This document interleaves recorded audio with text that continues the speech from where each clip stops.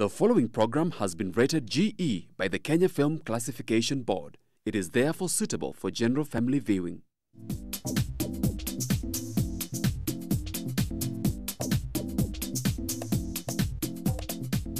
Welcome to the station of your choice, GBS TV, the station that you love to watch.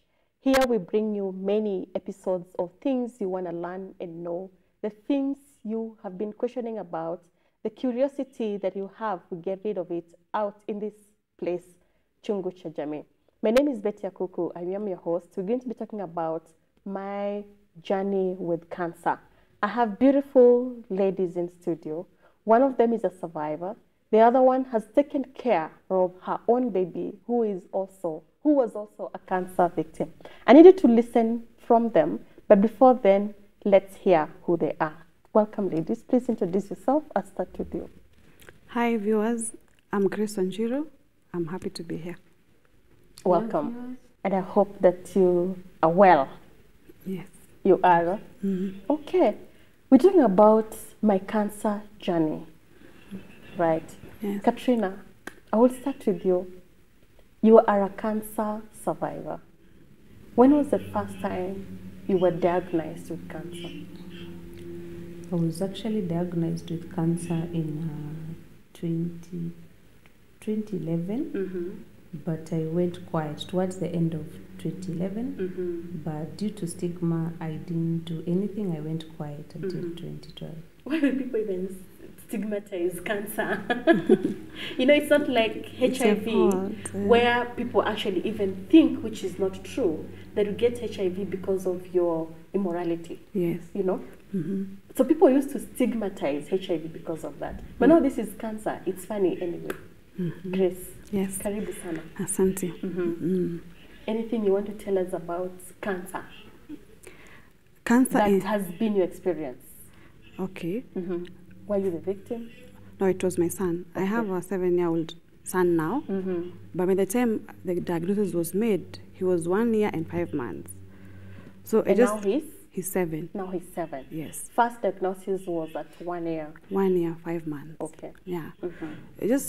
He was just a fine boy, just like other babies at his age. Yes. But there was something in his eye, and I could see at some point I see it, at some point I don't see it.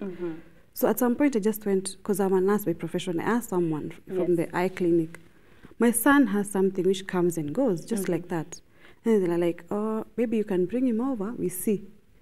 So I told them, somebody just in the process just said, it may be a form of a cancer, and I was so scared. Oh, really? Yeah. You can actually see cancer like this?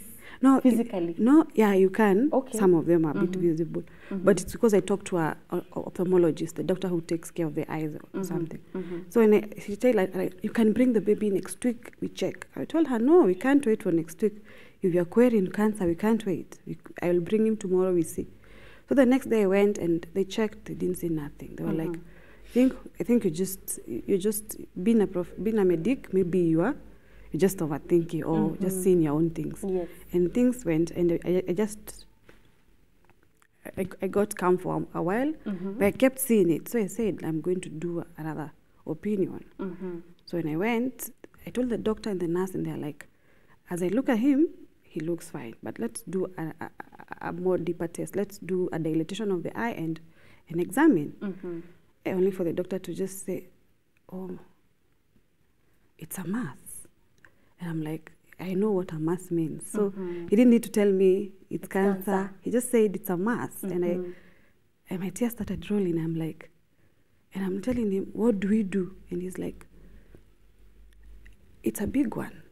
So we can't, I'm telling, can we remove it? He's like, it's quite a big one. It's really big. That's what the doctor is telling you? Yeah, it's really big. So the best thing we do is remove the eye. And I'm like, oops, why? Why can't we try to take it out from when he still has? He's like, yes, he can see with this eye. He can see, I can see that. But the retinoblastoma now has started from the other side. It's so big, so we have to remove it. But the good thing about it, I never had hesitation of like, no, let me go. I just asked him, when? You just wanted it to be solved. Now, yeah. And when you get back to your son, you didn't see anything like this. There was no abnormality. No. It just began like after 1 year and 5 months. That's when you saw that. That's what I saw. But thing in according the to eye. them, they're saying maybe he was born with it. Just that Okay. it took time to grow and to be seen. It took time. It took time, yeah. I heard you say that when the doctor told you it's a mass, being a nurse, you know, could not wait to be told the real thing. I Your knew. tears just dropped. Yeah. That is the pain it got into. Yeah. It gave into your heart. Katrina, what about you? When you first had this diagnosis that, you know what, this is your situation, how was that for you? It was, at first, it wasn't so hard because I didn't know what it was. And like Grace said about the sun, it was visible. For me, nothing was visible. Okay. And earlier... So you were feeling sick and then Yeah, I you was took always yourself sick. to hospital? Yeah, no, I always suffered from anemia for like 10 years earlier since I was in school. Okay. So this time it was like 10 years doing transfusions for anemia, being anemic. Then this time the doctor tells me, no, this is too much, let's try a different test. So we do a test and I didn't know, I later came to realize it was a biopsy of the marrow. So after the test I was told to come after a certain duration. I think it was around 2 weeks to a month. And then when I came back, the doctor told me to come with someone else. So the scare was like, why? I'm an adult. Why am I told to come with someone else? And the second time I didn't come with someone. And the third time I didn't come with someone. So I think the doctor in his mind thought I was just stubborn. But my fears were something was wrong.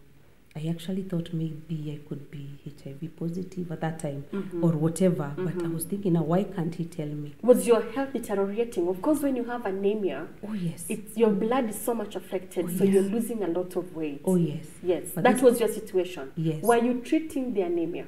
I was treating the anemia, but now the bleeding, there's now the bleeding from the nose, from the mouth, and sometimes Yes. I'd even sleep. Uh-huh. And I wake up With a on the mass pillow of with blood. yeah. Yes. So that is what led to the doctor doing now a Okay. different test. Okay. So now when I went at that time, I think he just thought I was stubborn. So he told me, Kate, you have leukemia. And I looked at him and I'm smiling because I'm used to anemia. So to me, leukemia and anemia, I just thought it's advanced anemia. And he looks at me with shock and he's How like, come you're not how? surprised? Yes. And I'm looking at What him. was your reason of not going with someone? I was just, I didn't know You didn't what. think it was a big deal? No. Okay. But later I had a few questions. I was like, why is he telling me to go with someone and yet I'm an adult? I'm not a child, you see. So when he said leukemia, I smiled and I asked the doctor, will I continue the same drugs? He said no. This time I think now he realized I was a bit confused. Okay. Because And he asked, naive also of do you your really situation. understand what this is? And I told him, yeah, it is the anemia. And I think that is when he realized I was in shock. So he didn't talk to me, he told me, go home and then you come back Okay. in a week's time. So when I'm seated on the bus, I'm thinking about the shock I saw in the eyes of the doctor and I was smiling. So I decided, let me call my brother. I call my brother and I ask him, I tell him, my brother, a friend of mine has been told has leukemia. Is that anemia? And he tells me, no, sis, that is a blood cancer and doesn't heal. My world came crashing. I think the And you next had time I mentioned called it was your friend, not yes, you. not me. Yes. So I think I just collapsed. That is how I got my diagnosis. Sure. That is when that Now was, the word cancer. yes. Ooh, I it's never so deadly. imagined. Actually, currently in Kenya, this thing is not slowly, but fast creeping in. Yeah. And people don't know what to do.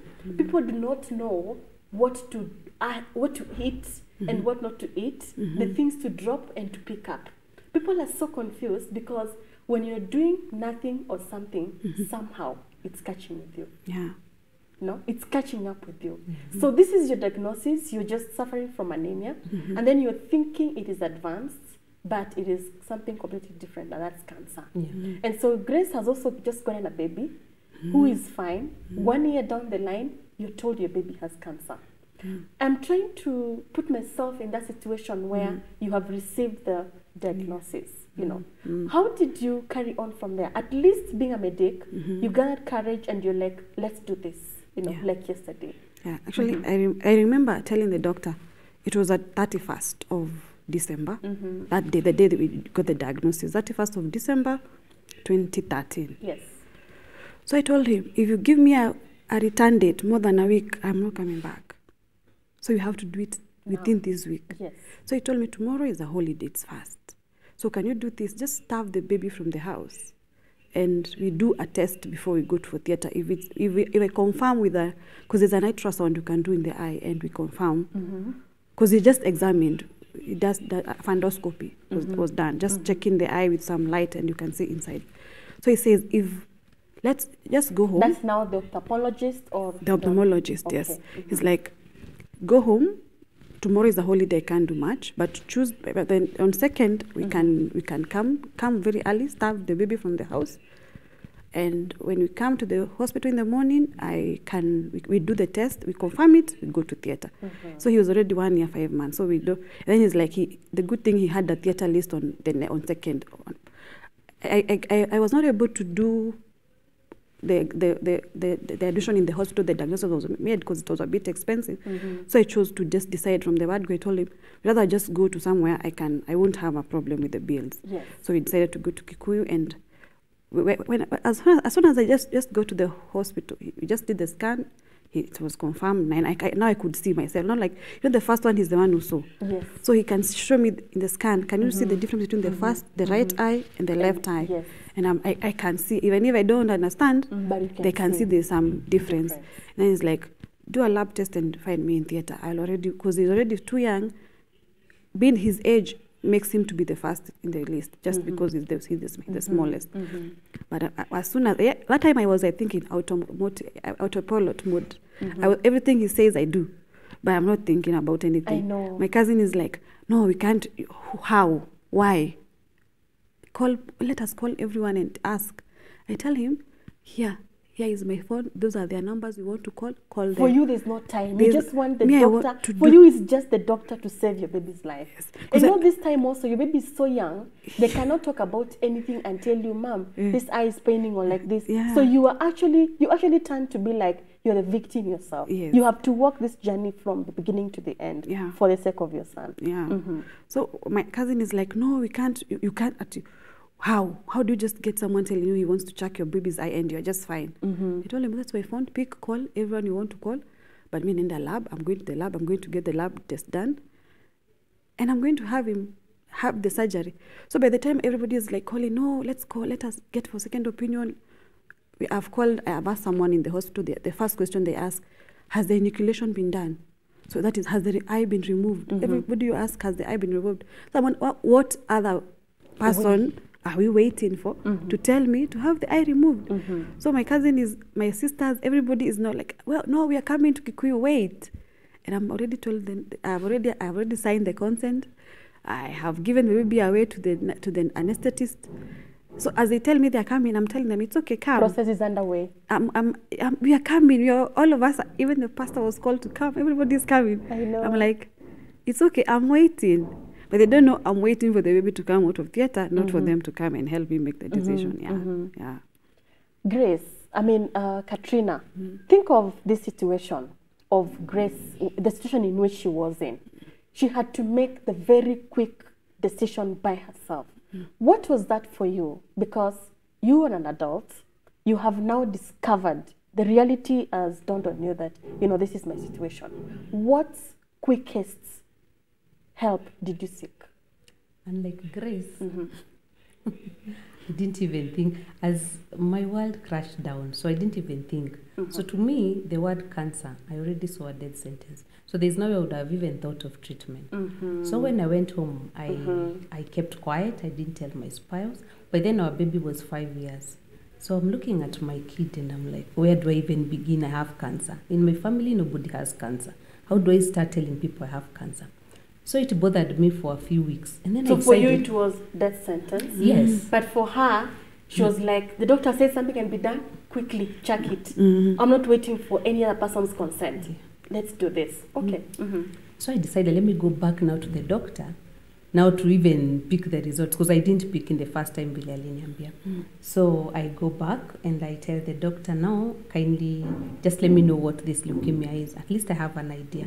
So he briefs me and tells me terms of treatment, and that was it. So I didn't even ask much questions. So I went to Dr. Google, I Googled And I knew the side effects of the chemo. I And know.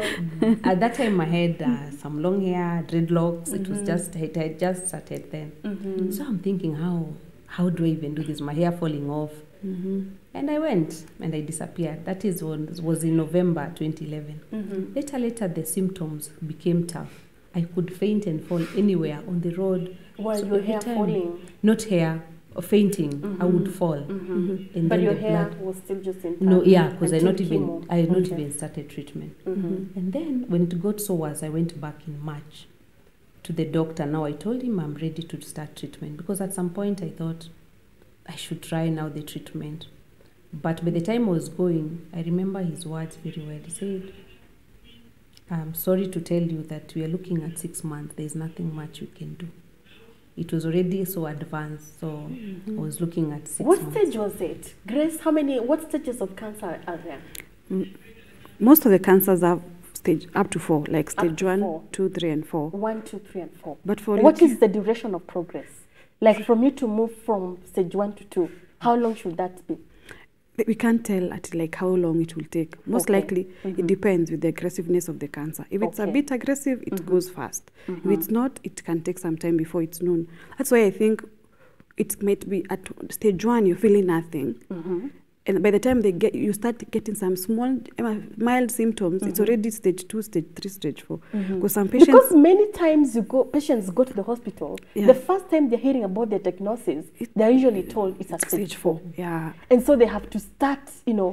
very progressive treatments very fast and too many things going on at the same time. And you wonder, where were they at stage 3? Where were they at stage 2 1? and Yeah. at 1? Yeah. Is it that they do not know or people ignore?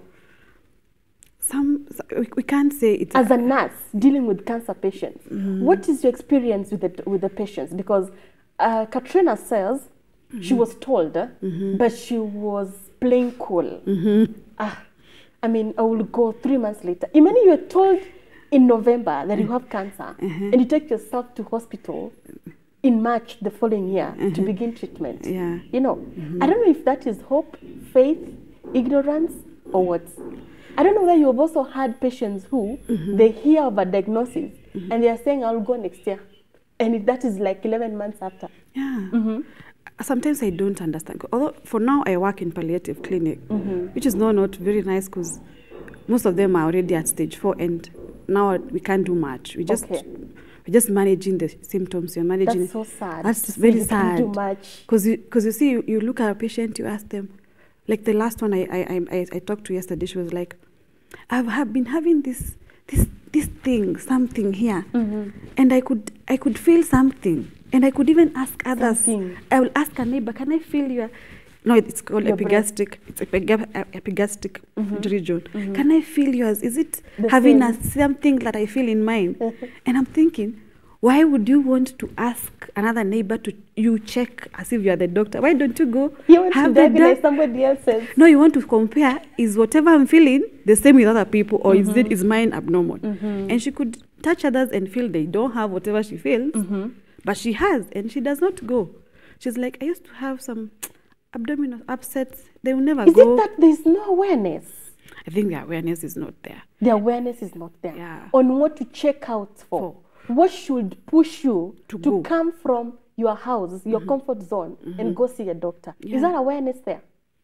Okay, what I can say is that right now there is much awareness. Right now unlike they're ready. 2012, Okay. because then nobody talked about cancer, and when you heard about cancer, it was death. But nowadays we have so many organizations, some even under KENCO, Kenya Network of Cancer Organizations, where there are organizations that also help in screening. They have free screening. We also have even hospitals that are offering free screening in those Cancer Awareness Month. So unlike a while Then, back, yes. so right now I think even people are also conscious. That's why you didn't even care much to go. Yes. So you go in March, and then you're ready to start treatment. Yeah. Were you told about what to expect, what will be the consequences? Yeah, the How did reason you why take it? actually the doctor told me there was nothing much to be done. It's from the time he told me, it was like I think 5 months down the line, and it was acute lymphoblastic leukemia. And you so have 6 acute, months to live. yes, it is aggressive. It is so aggressive. So I think it was really spreading at this time that I wasn't going back to the hospital. So when the doctor said I was looking at 6 months, again, the stigma was like, what is the need of even starting treatment? For So only 6 literally months. me, my family, we packed and ran away, like literally. We went To to where? another country. I Oh, was running to away another from country. death. Yeah, for me, I was running away from death. You and your Yeah, my immediate spouse and our family. baby. Yes. Yes. And why I was running away to another country, it's because I was scared of cancer. What will my family say when they hear I've died of cancer? I mean, it was, let me call it stigma. So Oh, to me, I told really? myself, if I have to die in that 6 months, let me die far away. Then they'll just be told I died. Nobody will know it was cancer. So even your spouse would not like tell you a different thing. You did not share this with your sister who was like, you know what? Death is not just the ultimate thing. Let's try this. I think even why my spouse did not even Oh, you are debate so on this scared. when I shared it, because I think to him, even if he didn't say it, I thought he just thought, let me grant her wish, because I was a tour operator by then. So I used to say one day I'll go to Rwanda and see the gorillas. So I think when I said when we left, it was more of a death wish for me. It was more of a death wish for me. So I go to Rwanda and we settled. We even forget. At first, we didn't even communicate to our family because And that time you've not started treatment. I have not started. What is even the reason of doing treatment? And But I'm you're so also doing sick. 6. Yes. But now I'm given, so to me it was in March. So I knew my death would come in September 2012, the same year. So what was the need of doing chemo? And it was so expensive, and I knew I would not Ultimately. even survive. So now we go to Rwanda, we settle, and as months came, I think cancer is also mental. I started now, my mind was telling me I'm nearing the grave. And come July, things just got so hectic. I got Because so it was sick. already in Yes, your yes. mind. As the month, You're supposed my to die in death month. September. Were you planning? Were you planning and preparing? So I have this and this. I have some money in the bank. I have this property. I have this child. Who am I gonna? Who would I wish? Maybe my husband to get married. marry. The one who can take care of this. Were you having such kinds of plans? Is there a chance? I remember once now later, I had talked to a friend and I told her, in case I go, I'm leaving you my family. And she's asking, What? even your husband? And I'm saying, yes. And our baby. And she thought I was crazy. Just take care of Really? them. Yeah. You went to that extent? Yes. The mind can actually travel. Yeah, but Yes. since then, since the doctor told me that, I didn't have any long-term plans. I didn't plan for any day, because every day I slept, I woke up thinking I won't be there the next day. So it was really hectic. So now we're in Rwanda, and July I got so sick. We went to a hospital, it's called King Pfizer, but they didn't do chemo treatment. So I was now referred back to where I ran away. Back to So Kenya. yes, back to Kenya, and now I was ready. I think now as death started coming, I started getting scared of death. Yeah. So you became more humble. So when I came back now, I thought, now what else can be done? The case is hopeless. So to me, every day was like waiting for death. And I would tell my daughter, someday mommy might go to heaven. And my daughter is like, tutaenda na wewe, will we go with you? And I'm telling her, no, this is a long journey. For mommy will go alone, but later you will join her when you grow old. So to her, she was 5. So I don't know if she really understood what I really meant, but I thought when she grows up, when I'm not there, she'll remember I said my goodbyes. you know. So came September and things came crashing. Totally. Because Waiting it's a for death. mindset. Yes. Yes. I'm supposed In to her be mind. going. That's July. In August, I came back now, I was ready for treatment.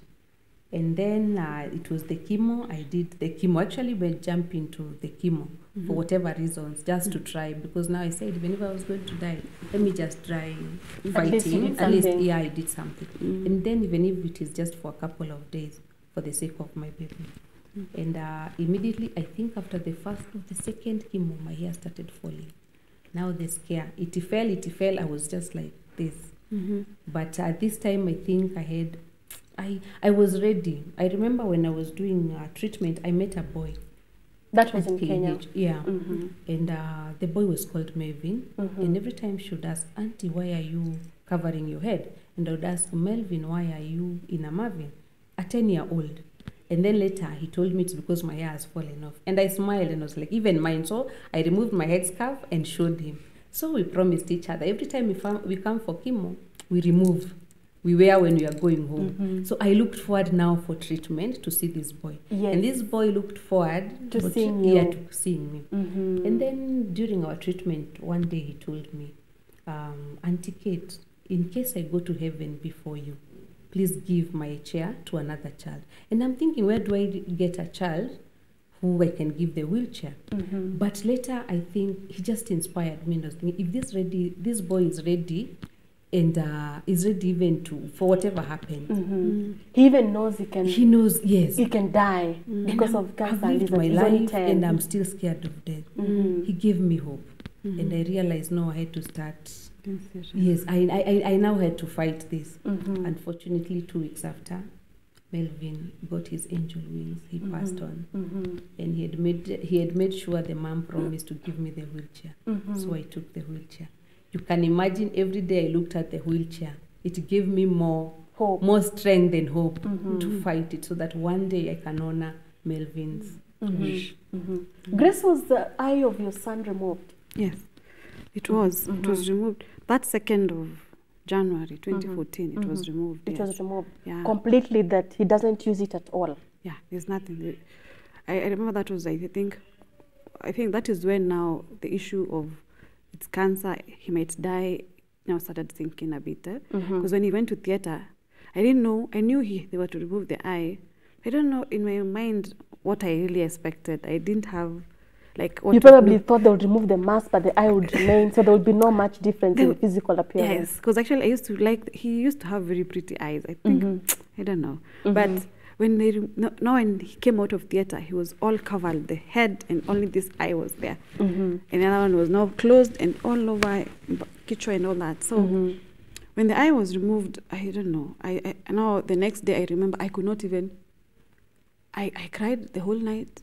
I cried the whole morning. The doctor comes to review. He wants me to open we want us to open so that we can see. But I don't even want to see. I'm so scared of what to see. Because I say the day after, from theatre, I can't see. It's fully covered. So it's supposed to be removed. And I just told the nurse, can I go to the loo for a minute? I stayed. Just crying. And then the nurse removed. Now now the baby is now crying too much because she can't see me. So they have to come pick me. And now that's why I just saw him and I'm like, wow. But he still looked fine. He still looked fine. This was a difficult choice for you to make as a mother. Even if it means your son losing an eye, but then you're assured that, you know, he will be fine. Because the cancer thing is gone. Yeah, because at some point I remember asking the doctor, we can't do anything else, because if it's anything else we can do, I'm willing to try. And he told me, the funny part about the retinoblastoma is that the eye is so close to the brain. And I won't lie, retinoblastoma survival rate is high. But a brain tumor, as you know, it is not that good. And I'm like, okay, then I get your point. So you were really settled with the issue of, okay, I will have him minus one eye, but it's fine. Yes. So since then, after the removal of the eye, how has he been? Did you have to do like other treatments for how long for you to be so sure that this is now done, or is he still a victim? No, after the eye was removed, we went home the next day because we have to take the eye to a lab for histology report. They have to go test it and see how far it was.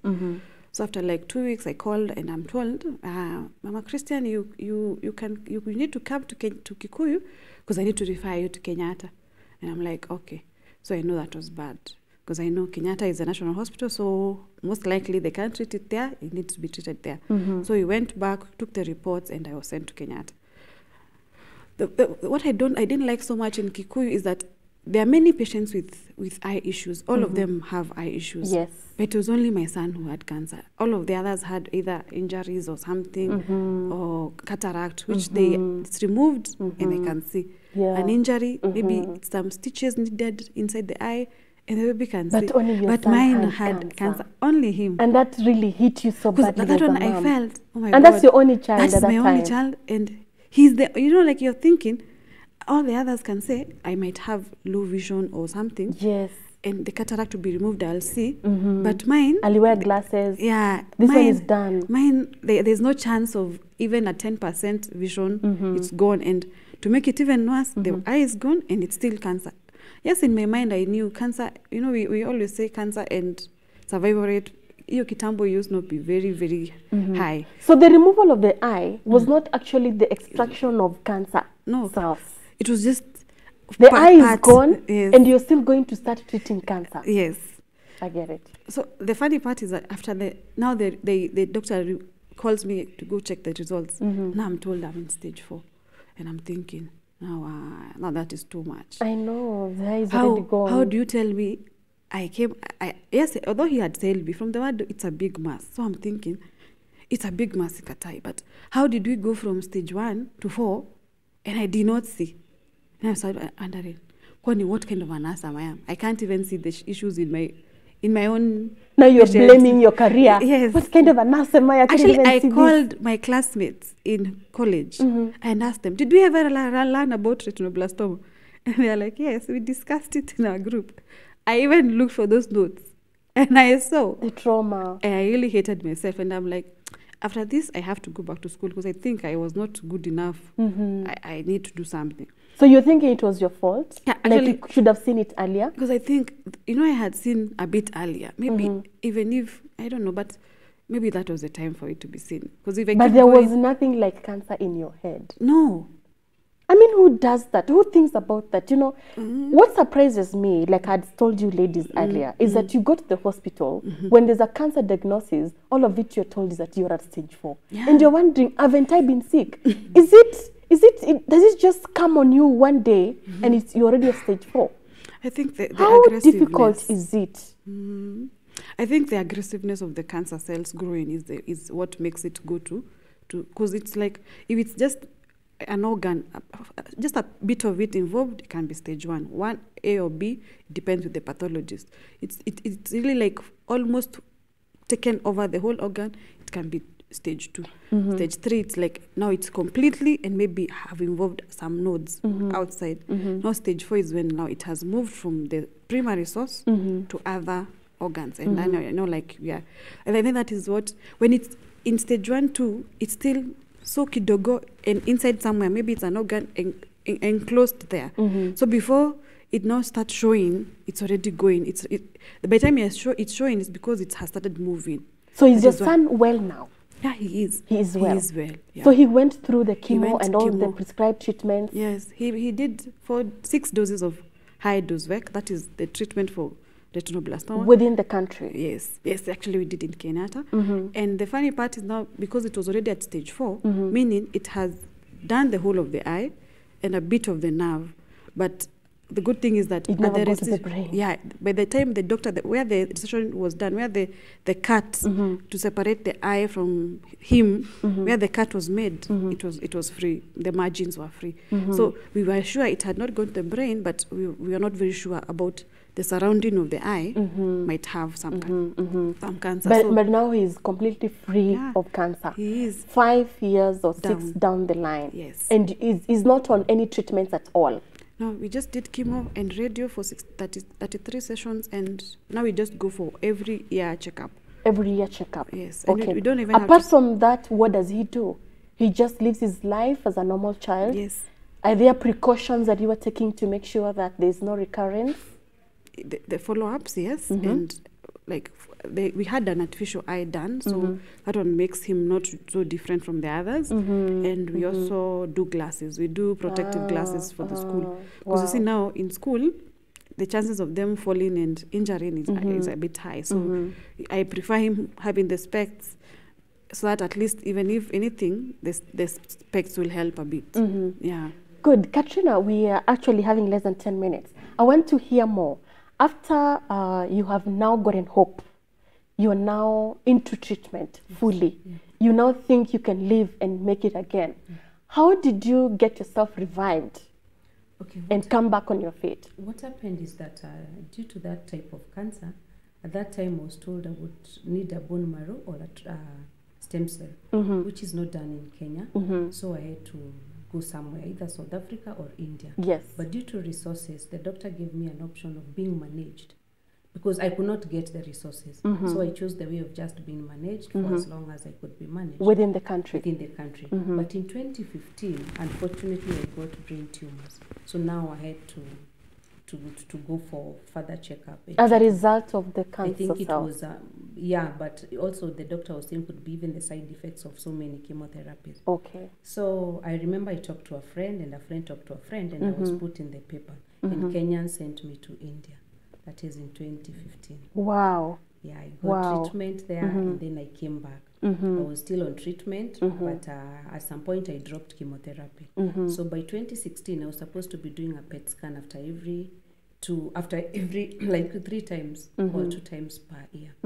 So there was no PET here, so I was going to India for the PET scan. Until 2016, towards the end of it, I did it, and I was told there were no cancer cells found. Wow, congratulations. Thank you. 2016. Yes. What have you been doing since then?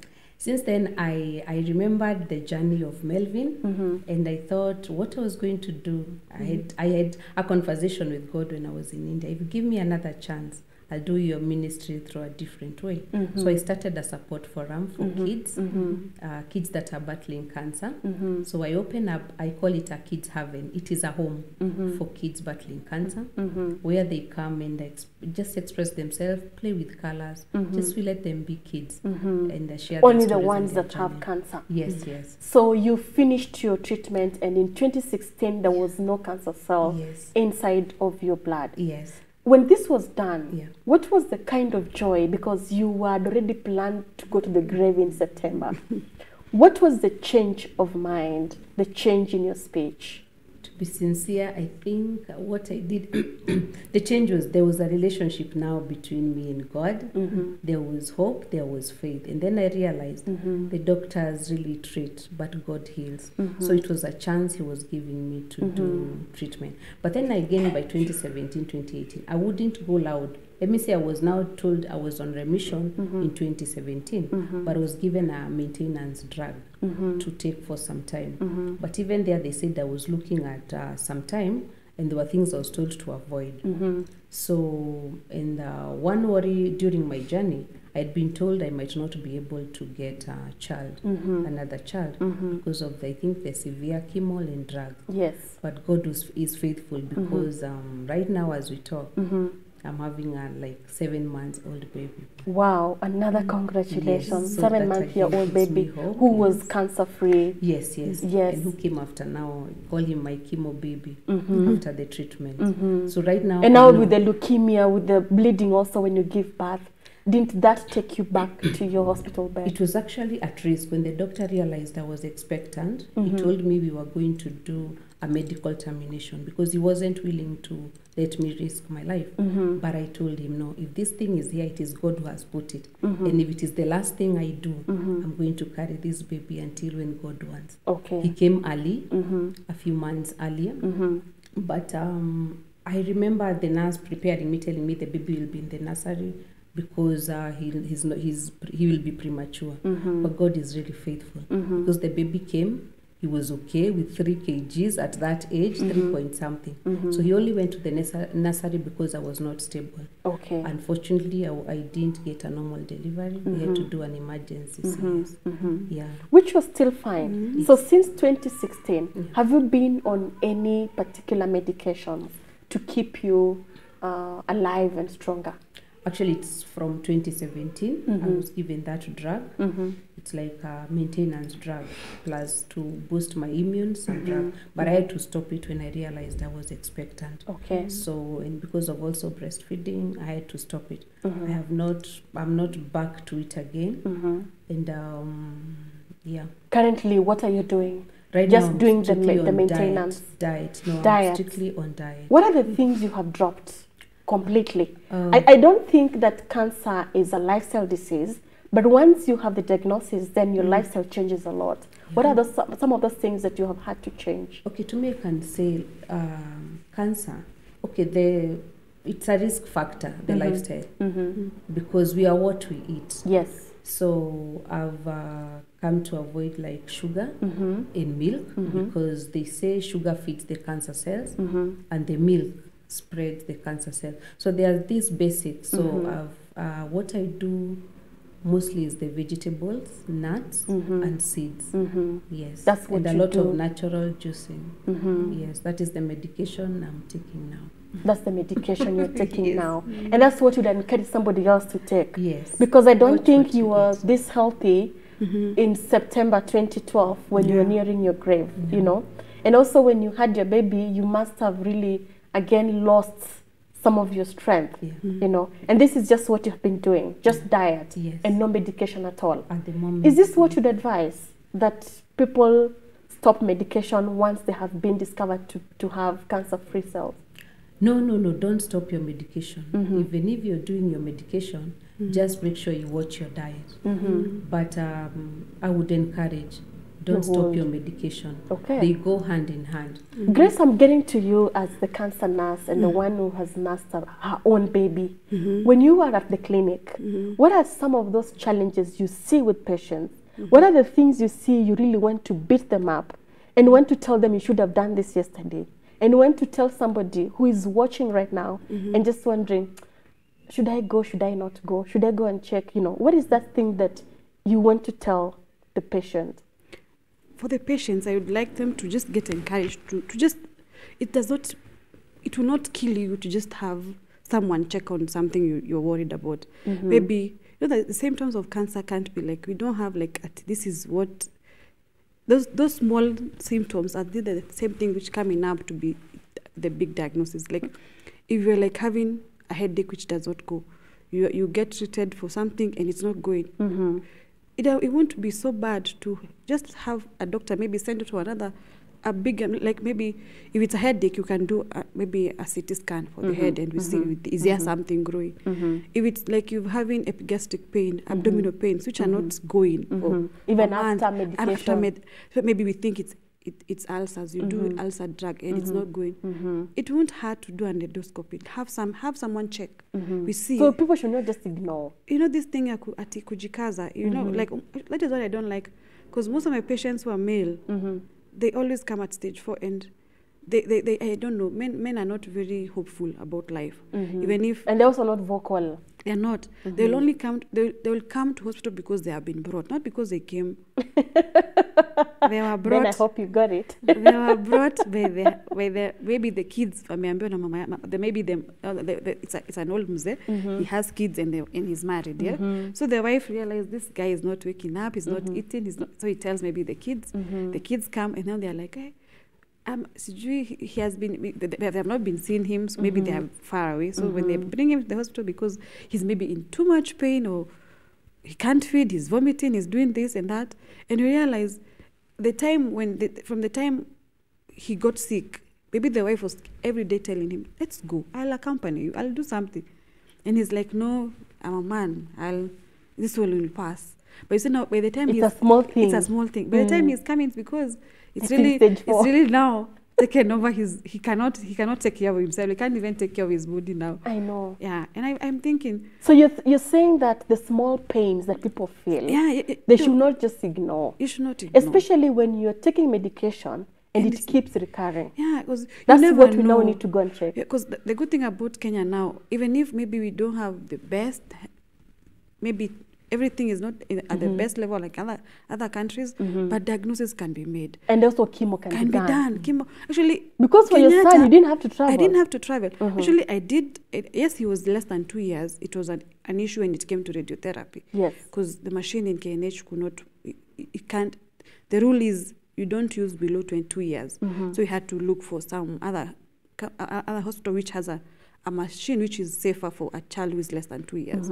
But and that was available. It was available in Kenya. But you see now the point is you can't start saying, you know, actually the Kenya Association of Cancer, that group has made it their role that they have this slogan that cancer is not a death sentence, because it's true. Yeah, it's not a death sentence. Because you see, it was then maybe yeah, when she was first diagnosed, yes, and she made it her own death sentence. Because yes, did it kill her? You of course it didn't. She's here today. She's here. You know, that is it didn't kill her. She made it her own personal death sentence. Yeah. So whoever is outside there and has gotten that diagnosis should not say, I am done, this is the end of my life. I begin writing a will and disposing my property. Yeah, because you know, everybody, I don't know, people like who are depressed, they always think they want to die.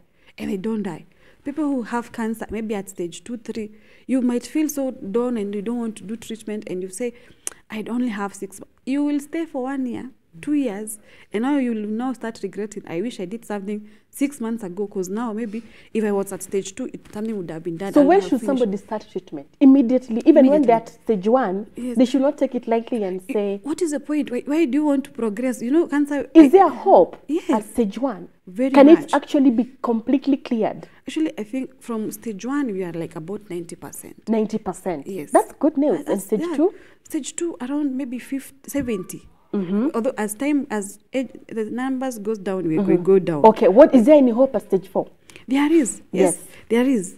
Maybe, what percentage? Maybe 20, something 20 there. But or we less can't, than 20. we can't like say that. But even if you are at stage 4, you don't have to now say, I give up. Okay. You have to, you can do some, there is palliative treatment. Wow. There's palliative, maybe even chemotherapy.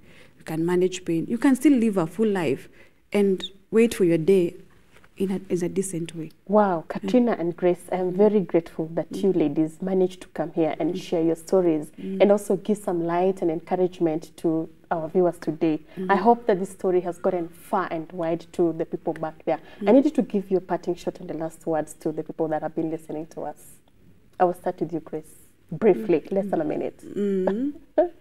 For those, I like to encourage every person to just, it's okay to have a checkup. Just try and go, have something done. Just, if you have an issue, just ask a doctor about it.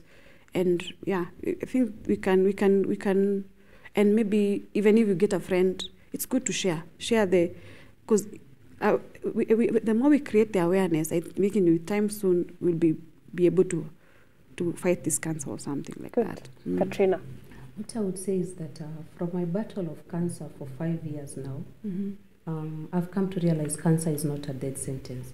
So out there, I'm telling everyone it's not a death sentence, and there's life after cancer. Even when you're diagnosed, when you've gone through the treatment, there's still life after cancer. Wow, that is really encouraging. Thank you so much, Fio. My name is Betty Akuku. I have been your host. I have enjoyed this session with these lovely ladies that have gone through this difficult battle. And as you heard from them, this is not a death sentence. There's actually life after cancer. When you're feeling something, don't just neglect it. Carry up yourself and go check it out. Thank you so much. See you next time.